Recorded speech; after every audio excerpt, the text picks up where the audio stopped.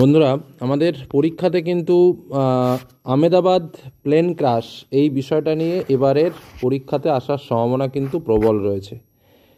এই বিষয় নিয়ে আমাদের রিপোর্ট রাইটিং বা প্যারাগ্রাফ যেটায় আসুক না কেন, এটা কিন্তু আমাদের একটু ভালো করে জেনে রাখতে হবে। তো আমরা যদি রিপোর্ট রাইটিংটার মতো করেই একটু রেডি করে রাখি বিষয়টা, তাহলে রিপোর্টের ভেতরে যে বিষয়টা রয়েছে সেটা কিন্তু আমরা প্যারাগ্রাফ আকারেও কিন্তু পরীক্ষাতে আসলে লিখতে পারবো।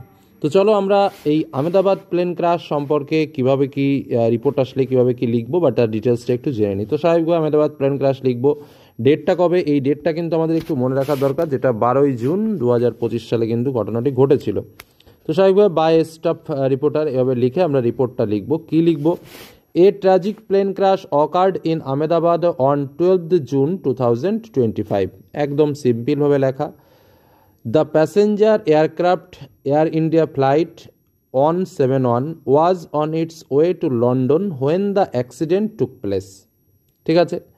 Just a few seconds after takeoff, the plane lost power in both engines and crashed near a medical college in Ahmedabad. The crash caused a massive explosion followed by a huge fire. The fire brigade and rescue teams rushed to the spot immediately and started rescue operations. Many people were injured, and sadly, several passengers and people on the ground lost their lives. Only one person from the flight survived the crash. According to initial reports, the accident happened due to a technical failure. Through the exact reason is still under investigation.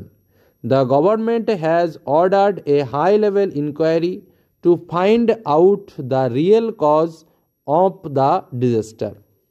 The families of the victim were given financial support by the authorities.